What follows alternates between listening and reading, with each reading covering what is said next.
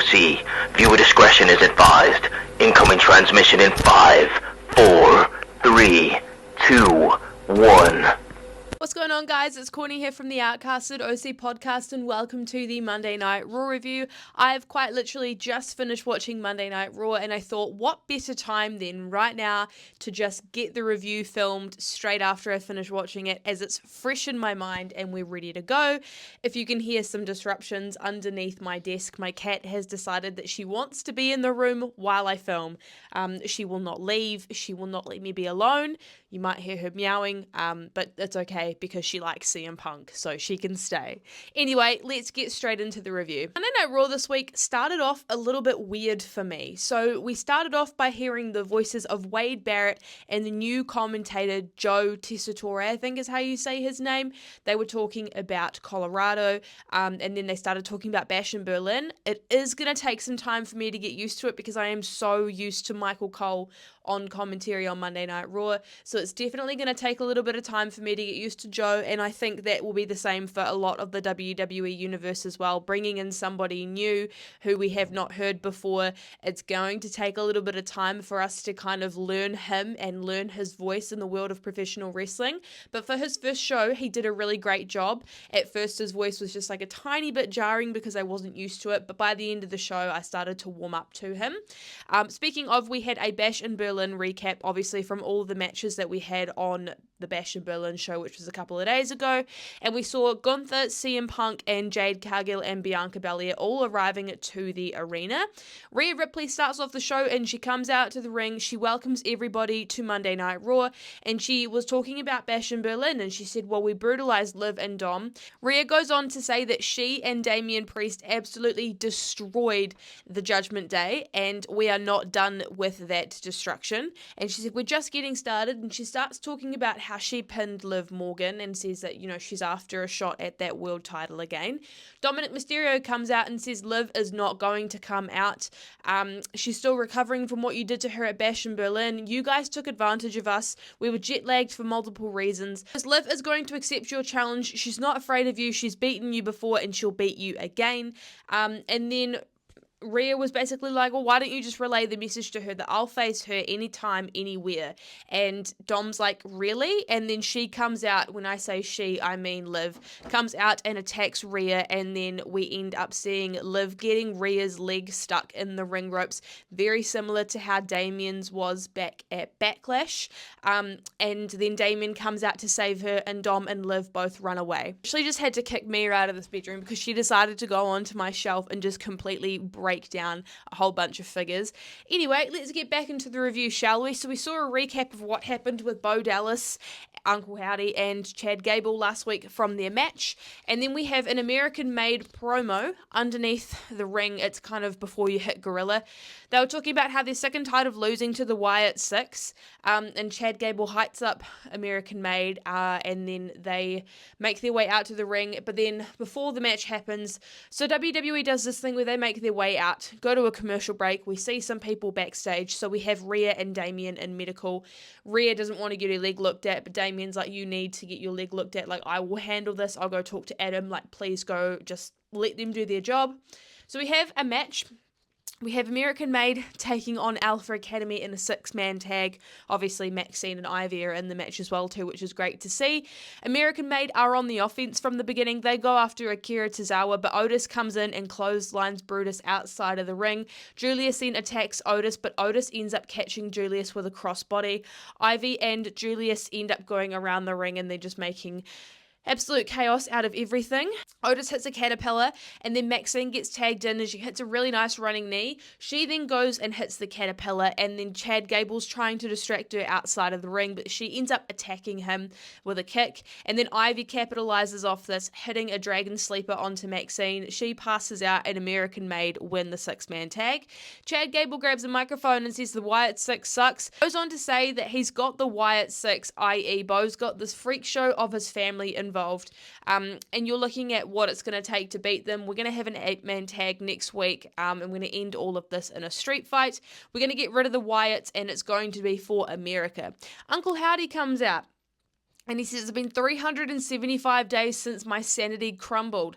The path is in the void now, and the silence is deafening. I can still hear it. Life is no longer mine, and we are going to collect the debt. And the Wyatt Six all come out and make themselves known on the ramp. This obviously sets up the 8-man tag, for next week. That's cool to see. I don't know what members they are going to choose to go up against Alpha Academy. American Made. So many of these names have the same letters that it's just so hard to keep up with everything, but it's okay. Next up, we see Dom and Dragon Lee and Ilya all in separate split screens warming up because they are going to be participating in the tournament for the Intercontinental Championship Fatal 4-Way that is happening next week. Then we go back to the ring where we have a really short match between Zelina Vega and Shayna Baszler. PFC are ringside, so Zoe and Sonya are ringside watching Shayna. Zelina's quickness is on display from the beginning, and she's getting a lot of offense in on Shayna. She hits a really nice 619 in the corner of the ring, and then we have a commercial break. But when we come back, Shayna Baszler has taken over the match. She's holding Zelina's arm in the air, and we see Zelina hit a really nice spinning elbow, and she hits a moonsault. She goes and attacks Pure Fusion Collective outside of the ring, but Shayna capitalizes off of this, hits a running knee to secure the win. The PFC start attacking Zelina after the match, and then Lyra comes down to help out Zelina, but PFC are too strong. Sonya grabs the mic and starts talking about how nobody backstage is ready for them. Speaking of backstage, Rhea and Damien are backstage and they are having a catch up. And Adam Pearce has basically said to Damien that Finn Balor will not face Damien one-on-one. It needs to be in a tag team capacity. And Damien's like, well, I can't have you in the match. I've got no tag partner. I don't know who to go for. Rhea's like, I've got a partner in mind. And then Damien's like, let me know what he says. And we obviously all know where this is leading to. We've been seeing it online for the last couple of weeks. CM Punk is backstage, and then Lyra Valkyria is chatting with Zelina Vega after the match, and they've basically just said that it's time that they fight back, and they're going to be going after the PFC next week potentially. CM Punk makes his way out to the ring, and he's talking about how he's celebrating and he can't wait to get home to his lovely family after what happened at Bash in Berlin.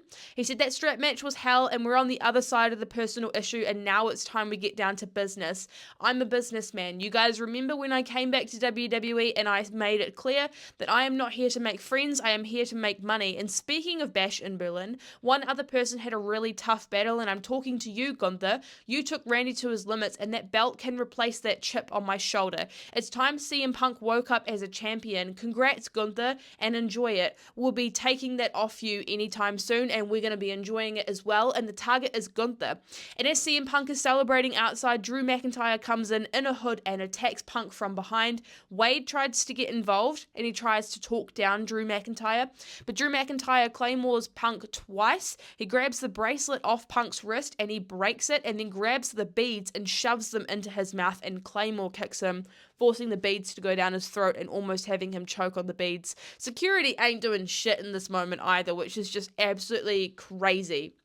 That Adam Pearce has not, I don't understand how Adam Pearce's balls aren't big enough to sort this shit out. If this was Nick Aldis, you'd be gone by now. But anyway, we had a commercial break, but when we come back, CM Punk is being carted out on a stretcher. They're going through Gorilla, going through backstage, going to the ambulance, and Drew McIntyre attacks Punk before he gets into the ambulance again. So if this is not setting up this match for them at Bad Blood, I don't know what is. But it's very exciting to see. I'm so happy this is continuing. I feel like we're going to be potentially getting a home invasion angle. I'd love to see AJ get involved in this, even if it's in a non-wrestling capacity. I feel like this would just be really cool to see. What else was really cool to see was this triple threat match that we had with Dom, Dragon Lee, and Ilya Dragunov. So Dom attacks Dragon and Ilya, and then he ends up running out of the ring, and then Ilya and Dragon Lee just go after each other. Dragon Lee's moving really fast in this match. Dom ends up chopping Ilya, which, as we all know, that is the wrong decision to make. Ilya attacks Dom, and then he hits a really nice double suplex on Dom and Dragon. I'm going to have to slow myself down if I don't want to trip up on these names, because it's just really hard to keep up with.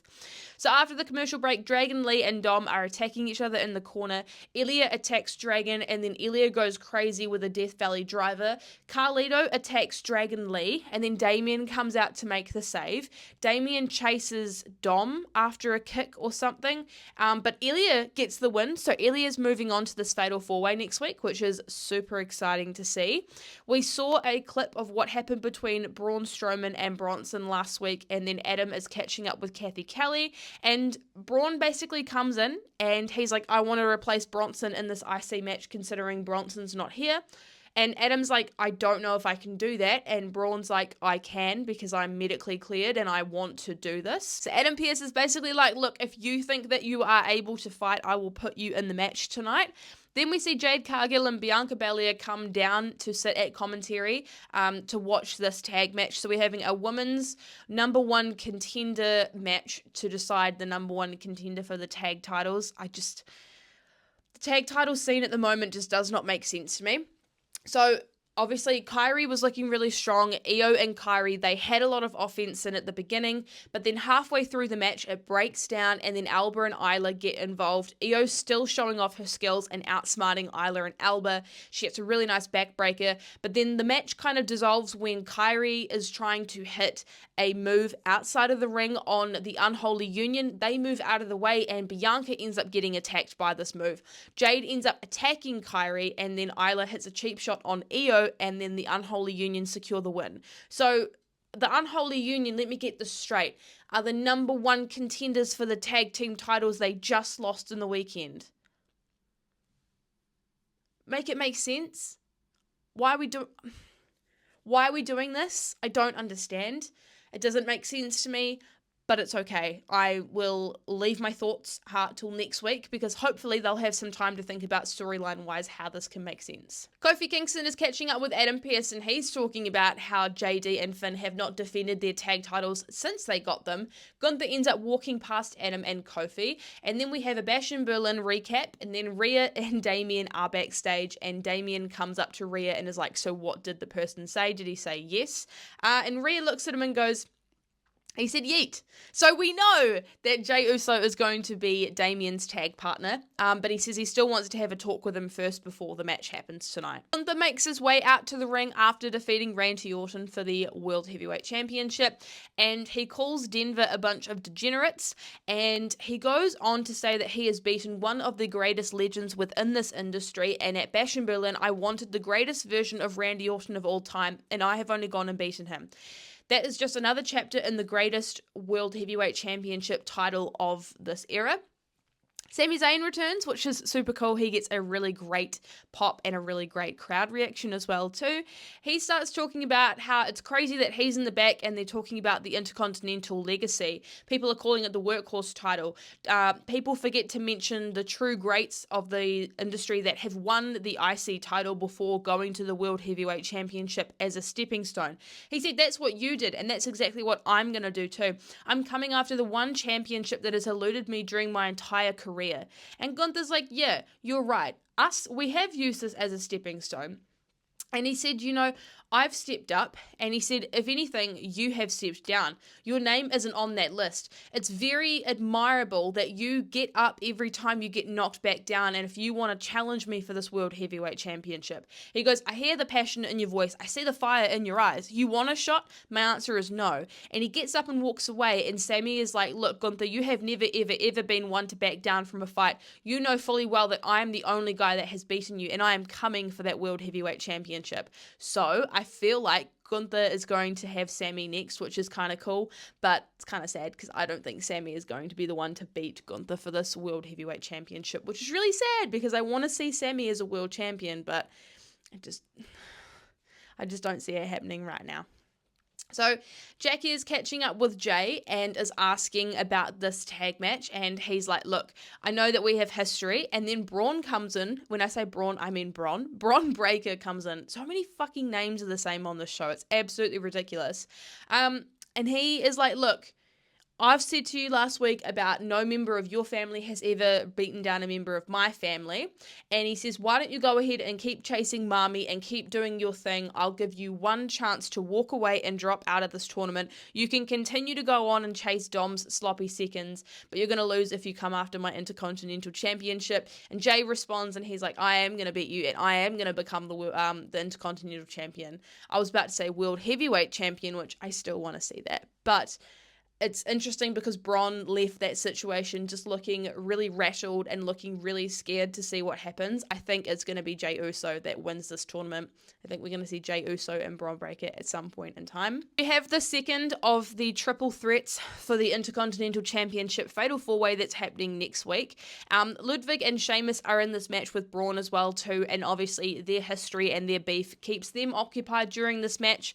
And then there's moments where Braun ends up running outside of the ring and he ends up running into the barrier, and then Sheamus ends up getting thrown into the ring post, and then Ludwig's in control, but Braun ends up throwing a chair at Ludwig and then he ends up throwing Sheamus. Sheamus sets up the 10 beats. We end up seeing Ludwig Kaiser hit a Kaiser roll. Pete Dunne comes in and attacks Sheamus and pulls him out of the ring. Braun attacks Ludwig and hits him with a power slam, and he is the one to win the triple threat match for the IC title Fatal 4-Way going into next week, which is kind of cool to see. Jay and Damien are catching up backstage and they're talking about their past. And Jay's like, look, I understand how it feels to be exiled from a family that you kind of don't know where you're going. And, you know, if you've got anybody in your corner, it's all about respect here. And I'm not going to say no to Rhea either. Jackie Redmond's catching up with Pete Dunne backstage and was like, what happened there? And Pete's like, oh, if you want to go tell Sheamus, tell him it's a message from an old friend. I'm off to NXT to smash Trick Williams. And Jackie's like, so should I say it's from Butch? And the way that he came back and turned around and said, don't you ever call me Butch ever again. Do not ever use that name. I was terrified for Jackie Redmond in that moment. I'm like, girl, you messed up big time calling him that. Like, why did you do that? We make it to the main event, and the main event is JD McDonough and Finn Balor taking on Damian Priest and Jey Uso. This was a really fun, exciting match. I think the chemistry between Damian and Jay in this tag team was really good. Finn and Damian start off the match, but then Finn ends up leaving the ring, and JD does quite a lot of the work within this match instead of Finn Balor. Finn Balor's more in the tail end of this match.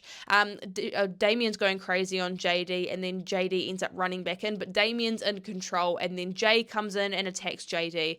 Both Judgment Day members are attacking Jay, and then Finn ends up getting involved and stomping Jay. We see a really nice leg drop coming in from JD, and Finn goes after Jay yet again during this match. We have a commercial break, but when we come back, Judgment Day are in control. Jay is being beaten down, and then Jay and JD have a series of really nice attacks back and forth with each other. Damian and Finn end up getting tagged in, and Damian's looking really strong, and he ends up striking Finn. Finn hits a sling blade and reverses the South of Heaven by Damian as well. Jay comes in hot. He's about to hit a splash off the top of the ring post, and then Liv comes in and knocks him down, and then he can't hit the splash. Rhea comes out, and she's on a crutch, and she faces up against Liv, and Liv is trying to make fun of Rhea for attacking her earlier in the night, but she ends up attacking her with the crutch. So screw you, Liv Morgan. You think you're so funny, but you're really not, because Rhea can get one up on you. And then Liv ends up running away, as she does best. And then we end up seeing Damian hit the Razor's Edge, and Jay hits a splash, and they secure the win. So the team of Damian, Jay, and Rhea are all celebrating at the end of Monday Night Raw as they have beaten down the Judgment Day yet again. This is super exciting to see. I want to see more from Damian and Jay as a tag team. Obviously, Rhea being involved is quite cool. Super excited to see where this goes from here. And that brings us to the end of this week's Monday Night Raw review. I hope you guys really enjoyed the video. If you did, please make sure you go ahead and show us some love and support by liking the video, as well as commenting something down below that you enjoyed about Raw this week. Comments and engagement like that help to push our videos out into the algorithm to find more like-minded wrestling fans like yourself. So please go ahead and show the channel some support. Thank you to all of those who have been subscribing. As of late, we have seen the channel grow, and it's growing at a rapid rate. So thank thank you so much for all the support. We really appreciate it. You should absolutely, if you have not done so already, subscribe to the channel and turn on the bell icon notifications. If you do that, you will not miss any of our future posts, whether it's an NXT review, SmackDown review, a podcast, or a Raw review. We would hate for you to miss all of that. You should absolutely check out the description as well too underneath me, where you can find all the links to Outcasted OC on Twitter, Instagram, and TikTok, as well as all of our personal social medias, so you can keep up to date with what we're doing when we're not posting on the channel. As always, you've got your regularly scheduled NXT review coming in from Reese this week, where he may talk about some stuff from No Mercy as well too. So if you want to hear his thoughts on that, you should absolutely stay tuned. We've also got the podcast on Thursday. I believe we may be doing a Bash in Berlin review, which will be super fun to do as well. And we've also got the SmackDown review coming in later on as well too. I've been Courtney from the Outcasted OC. It's been super fun hanging out with you guys, and I'll see you guys in the podcast this week. Bye guys.